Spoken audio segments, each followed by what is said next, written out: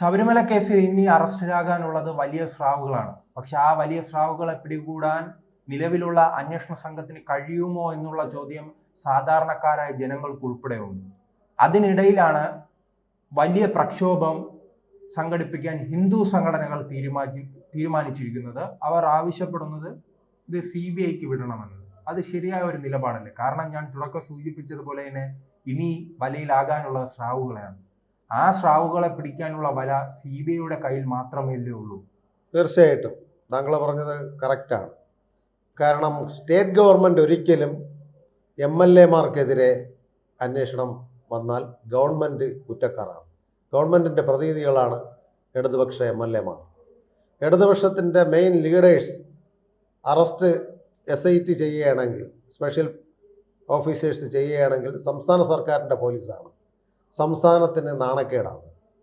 അതുപോലെ തന്നെ ഇതിനകത്ത് പങ്കാളികളായിട്ടുള്ള CPM ലീഡേഴ്സ്. അപ്പോൾ CPM ആണ് സംസ്ഥാനം ഭരിക്കുന്നു. CPM തന്നെ അഴിമതിക്ക് നേതൃത്വം കൊടുക്കുന്നു. CPM-ൻ്റെ പോലീസ് തന്നെ അവരെ അറസ്റ്റ് ചെയ്യുന്നു. അപ്പോൾ ആ ഒരു കോടതിക്ക് തെളിവാണ് പ്രധാനം. കൊടുക്കുന്ന FIR report, first information report എഴുതുമ്പോൾ, സെക്ഷനുകൾ എഴുതുമ്പോൾ ഈ CPM നേതാക്കൾക്കും MLA-മാർക്കും ദേവസ്വം ബോർഡിൻ്റെ മുൻ പ്രസിഡന്റുമാർക്കും എളുപ്പം രക്ഷപ്പെടേണ്ട വകുപ്പുകൾ പോലീസ് ഓഫീസേഴ്സ് എഴുതി വയ്ക്കും. പോലീസ് ഓഫീസേഴ്സ് ആരാണ്? പിണറായി വിജയൻ ആഭ്യന്തരമന്ത്രി കൈകാര്യം ചെയ്യുന്ന അദ്ദേഹത്തിൻ്റെ പോലീസാണ്.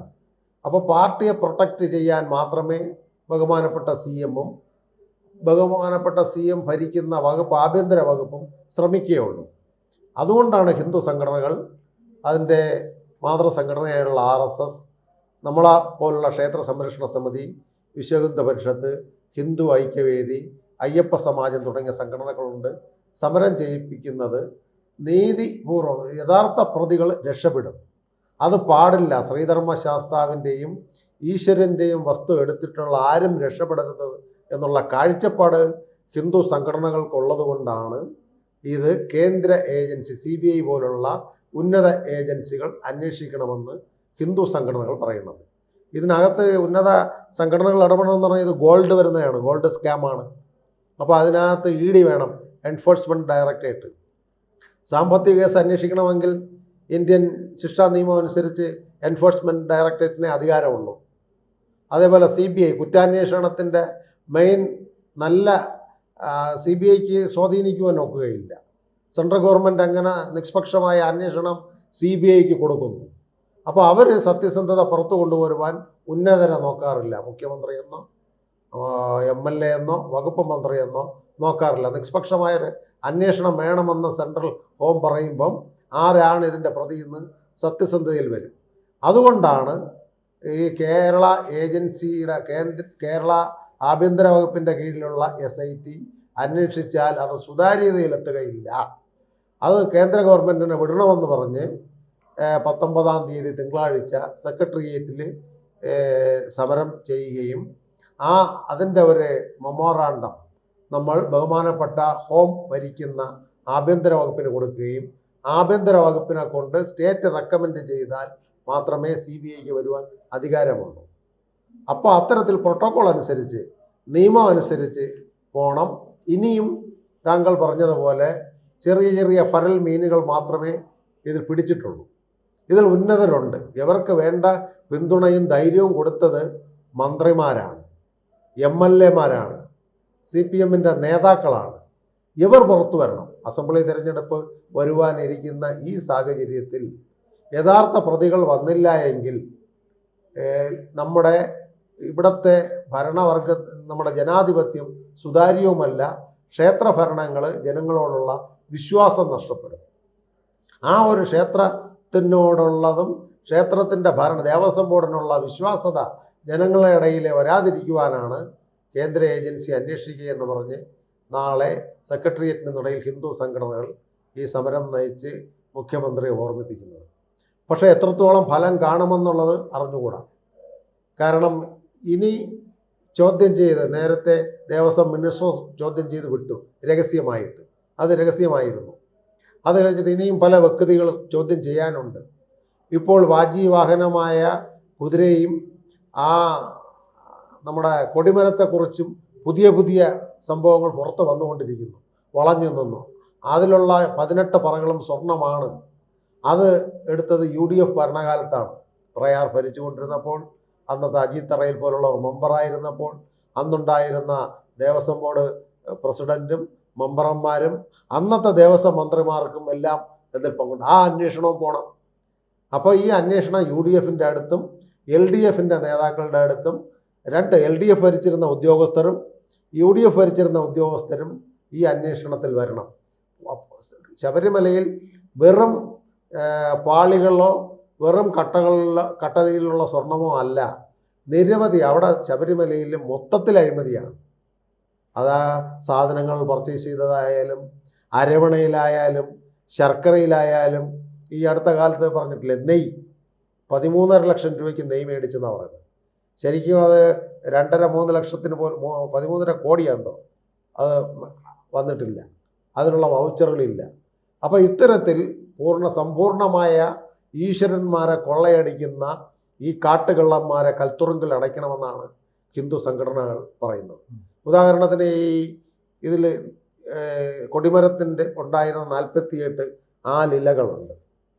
ആ ഇലകൾ പണ്ടത്തെ അവിടുന്ന് റിട്ടയർഡ് ചെയ്ത ആൾക്കാർ പറയുന്നത് പ്യൂർ ഗോൾഡാണ്. ഈ കോൺക്രീറ്റ് ചെയ്ത കൊടിമരത്തിൽ 18 പടികളെയും 18 മലകളെയും സങ്കല്പിച്ചുകൊണ്ട് പറ ഇറക്കിയാണ് കൊടിമരത്തെ നിർത്തിയത്. അത് ഫുൾ സ്വർണമാണ്. ആ വാജി വാഹനം എന്ന് പറയുന്ന അയ്യപ്പൻ്റെ വാഹനം കുതിര സ്വർണമാണ്. ഇതെല്ലാം കൂടി ചേർന്നപ്പോഴാണ് അന്വേഷണ ഉദ്യോഗസ്ഥർക്ക് 46 കിലോ ഗോൾഡ് വരുന്നത്. ഇപ്പോഴേ സ്പെഷ്യൽ ഇൻവെസ്റ്റിഗേഷൻ ടീം കൊടുത്തിട്ടുള്ള കൊല്ലം കോടതിയിൽ 2.5 കിലോയ്ക്ക് താഴത്തെ ഗോൾഡേ ഉള്ളൂ. എന്നാലും കിടക്കുന്നു ബാക്കി 44 കിലോയോളം സ്വർണ്ണം ഇനി കിട്ടാനുണ്ട്. ഈ പടികളും ഈ ചവിട്ടിപ്പോകുന്ന പടികൾ 18 പടികൾ ചവിട്ടിക്കയറുന്നത് സ്വർണവും വെള്ളിയും തങ്കവുമായി ചേർന്ന മിക്സഡ് പദാർത്ഥമാണ്, ലോഹമാണ്. അതിനെ വേർതിരിക്കാനാണ് സ്മാർട്ട് ക്രിയേഷനിൽ ചെന്നൈ കൊണ്ടുപോയത്. അവിടുത്തെ ഉടമ്പടി എന്താ? അവർക്ക് വേർതിരിച്ച് കൊടുക്കുന്നതിന് 98 ഗ്രാം സ്മാർട്ട് ക്രിയേഷന് കൊടുക്കും, ബാക്കി ഈ ഉദ്യോഗസ്ഥന്മാർക്കും കള്ളന്മാർക്കും. അപ്പോൾ അതുകൊണ്ട് ഇത്തരത്തിലുള്ള അന്വേഷണങ്ങൾ അത് കറക്റ്റ് എത്ര കിലോ ഉണ്ടെന്നറിയാനാണ് ISROയുടെ ആ സയൻറ്റിസ്റ്റുകളെ ഏൽപ്പിച്ചിരിക്കുന്നത്, വേർതിരിവ് അറിയുവാൻ വേണ്ടി. അപ്പോൾ ഇതെല്ലാം കോടതിയിൽ കൊടുക്കുന്നത് സുതാര്യമാകുകയില്ല. കൊല്ലം ഇപ്പോൾ അന്വേഷണ ഉദ്യോഗസ്ഥന്മാരെന്ന് പറയുന്ന SIT ഓഫീസേഴ്സ് അവർ സ്റ്റേറ്റ് ഡിപ്പാർട്ട്മെൻറ്റിലുള്ളവരാണ്. സ്റ്റേറ്റിൻ്റെ ആഭ്യന്തര വകുപ്പ് പറയുന്നത് അവർക്ക് ചെയ്യാൻ ഒക്കുള്ളൂ. കോടതി ഓരോ ആഴ്ചയിലും അന്വേഷണ റിപ്പോർട്ടിൻ്റെ വിലയിരുത്തൽ കൊടുക്കണം. ഇവർ പ്രതിസന്ധിയിലാണ്, കടലിനും ചെകുത്താനും നടുവിലാണ് ഈ ഉദ്യോഗസ്ഥർ നിൽക്കുന്നത്. അപ്പോൾ ഇത്തരത്തിലുള്ള ഒരു അന്വേഷണം കൊണ്ട് സംസ്ഥാനത്തെ ജനങ്ങൾക്ക് സത്യസന്ധത പുറത്തു വരികയില്ല. അത് പുറത്തു വരണമെങ്കിൽ കേന്ദ്രത്തിലുള്ള സുതാര്യമായ CBI പോലുള്ളതും സ്വർണ്ണക്കേസായിട്ടുള്ള കേസുള്ളതുകൊണ്ട് എൻഫോഴ്സ്മെൻറ്റ് ഡയറക്ടറേറ്റ് തുടങ്ങിയ ഏജൻസികൾ ഇത് കൈകാര്യം ചെയ്താൽ മാത്രമേ ഭക്തജനങ്ങൾക്കും കേരളത്തിലെ ബഹുഭൂരിപക്ഷം വരുന്ന ജനങ്ങൾക്കും ഇതിൻ്റെ സത്യസന്ധത, നിജസ്ഥിതി നേരെ അറിയുവാൻ CBI വരണമെന്ന് പറയുന്നതും നാളെ സെക്രട്ടേറിയറ്റിന് മുമ്പ് ഹിന്ദു സംഘടനകൾ സമരം ചെയ്യുന്നത്. എന്തായാലും ഈ അസംബ്ലി തെരഞ്ഞെടുപ്പിൽ നേരത്തെ പോറ്റിയെ കയറ്റി എന്നുള്ള പാട്ട് പോലെ ശബരിമല ആയിരിക്കും പ്രധാന വിഷയം. അതിന് യാതൊരു സംശയവുമില്ല. അപ്പോൾ ഇത്തരത്തിലുള്ള സംശയം UDFും LDFും ഒരു നാണയത്തിൻ്റെ 2 വശങ്ങളായി നിന്നുകൊണ്ട് പ്രധാനപ്പെട്ട കേരളത്തിലെ ബഹുഭൂരിപക്ഷം ക്ഷേത്രങ്ങളെയും കൊള്ളയടിച്ചത് ജനങ്ങളെ മുമ്പ് എത്തിക്കുകയാണ് എങ്കിൽ BJPക്ക് ഇവിടെ അധികാരത്തിൽ വരുവാൻ കഴിയുക തന്നെ ചെയ്യും. അല്ല, ഇതിൻ്റെ അന്വേഷണത്തിൽ തുടക്കത്തിൽ BJP വലിയ രീതിയിൽ പ്രതിഷേധം രേഖപ്പെടുത്തിയില്ലെന്നൊരു വിമർശനം ഉയർന്നു വന്നിട്ടുണ്ടല്ലോ. ഉണ്ടായിരുന്നു. അന്ന് BJPക്ക് ഇതിൻ്റെ നിജസ്ഥിതി മനസ്സിലായില്ല. ഇത്രത്തോളം സാധാരണ ഒരു ചെറിയ പ്രശ്നങ്ങൾ മാത്രമാണ്, ചെറിയ എന്തോ അഴിമതിയാണെന്ന് പറഞ്ഞ് ലാഗ് ചെയ്ത് പോയതേ ഉള്ളൂ. പിന്നെയാണ് പാളികൾ, ഈ കട്ടളയും പാളിയും അകത്തുള്ള ഉരുളിയും മറ്റ് ലോഹങ്ങളും വലിയ കൊള്ള മനസ്സിലായത്. അവർ വിചാരിച്ചിരുന്നത് വല്ല ശർക്കര കുംഭകോണമോ അല്ലെങ്കിൽ നെയ് കുംഭകോണമോ എന്നാണ് വിചാരിച്ചിരുന്നത്. പക്ഷേ ഇതിൻ്റെ ഉള്ളിലേക്ക് ഇറങ്ങിപ്പോയപ്പോഴും BJP അതിനെക്കുറിച്ച് പഠിച്ചപ്പോഴുമാണ് ഇതൊരു വൻ കൊള്ളയാണ്, ഇതൊരു വല്ലാത്ത ടിപ്പുവിനെ പോലെ ഒരു കൊള്ളസംഘം, ഒരു കുർവാ സംഘം ഇവിടെ ഭരിക്കുകയാണ്. അത് ആ കുർബ സംഘം എന്ന് പറയുന്ന ND മുന്നണിയാണ്. അതിനകത്ത് കോൺഗ്രസും കമ്മ്യൂണിസ്റ്റും ഉണ്ട്. ഇവിടെ അവർ പരസ്പരം അങ്ങോട്ടും ഇങ്ങോട്ടും UDF LDF വഴിചാരുകയാണെങ്കിലും മോഷണ കേസിന് ND മുന്നണി ഒന്നാണെന്ന് BJPക്ക് മനസ്സിലായത്. അപ്പോൾ ഇതൊരു രാഷ്ട്രീയ വിഷയമായി മാറുമോ? തീർച്ചയായിട്ടും. അതുകൊണ്ടാണല്ലോ ആരാധ്യനായ നരേന്ദ്രമോദി ബംഗാളിൽ നടന്ന മാൾഡാവയിൽ നടന്ന പൊതുയോഗത്തിൽ പറഞ്ഞത്, കേരളം പോലുള്ള സ്ഥലത്ത് തിരുവനന്തപുരത്ത് BJP മേയർ വന്നു, അത് BJP കേന്ദ്രം കൊടുക്കുന്ന ഡെവലപ്മെൻറ്റാണ്, വികസനമാണ്, അത് ഗ്രാമതലങ്ങളിലെ ജനങ്ങൾ സ്വീകരിച്ചു. കേരളത്തിൽ BJPയുടെ 2 ടേം മന്ത്രിസഭ കൊടുത്ത ആനുകൂല്യങ്ങൾ കേരളത്തിൻ്റെ ഡെവലപ്മെൻറ്റ് ജനങ്ങൾ കണ്ടു. 45 ദിവസത്തിനകത്ത് പ്രധാനമന്ത്രി വന്ന് ഇവിടുത്തെ മിഷൻ പ്രഖ്യാപിക്കുമെന്ന് പറഞ്ഞു. അതുകൊണ്ടാണ് തിരുവനന്തപുരം നഗരസഭയിൽ BJP മേയർ വന്നതെന്ന് ആരാധ്യനായ പ്രധാനമന്ത്രി കൽക്കട്ടയുടെ യോഗത്തിൽ കൂടിയാണ് പറഞ്ഞത്. കൽക്കട്ടയുടെ കാര്യം മാത്രമേ പ്രധാനമന്ത്രിക്ക് അവിടെ പറയുവാൻ പറ്റുകയുള്ളൂ. പക്ഷേ എന്താ പ്രധാനമന്ത്രി പറഞ്ഞത്? കേരളത്ത് പോലും ഭാരതീയ ജനതാ പാർട്ടി വിജയിച്ചിരിക്കുന്നു, അതുകൊണ്ട് കൽക്കട്ടയിലുള്ള ജനങ്ങൾ, ഹവറയിലുള്ള ജനങ്ങൾ, ബംഗാൾ എന്ന് പറയുന്ന സംസ്ഥാനത്ത് ഭാരതീയ ജനതാ പാർട്ടി വികസനം കൊണ്ടുവരും, കൂടെ നിൽക്കണമെന്നുള്ള സാരാംശം.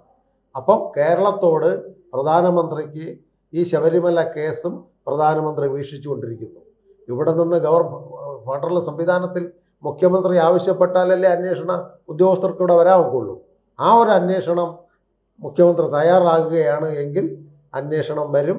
ഈ എല്ലാ വലിയ തിമിംഗലങ്ങളെയും അസംബ്ലി തെരഞ്ഞെടുപ്പിനകത്ത് അകത്താക്കുവാൻ കഴിയും. അത് BJPക്ക് ഗുണകരമാകും തെരഞ്ഞെടുപ്പിലെന്നാണ് രാഷ്ട്രീയ നിരീക്ഷകർ പ്രതീക്ഷിക്കുന്നത്.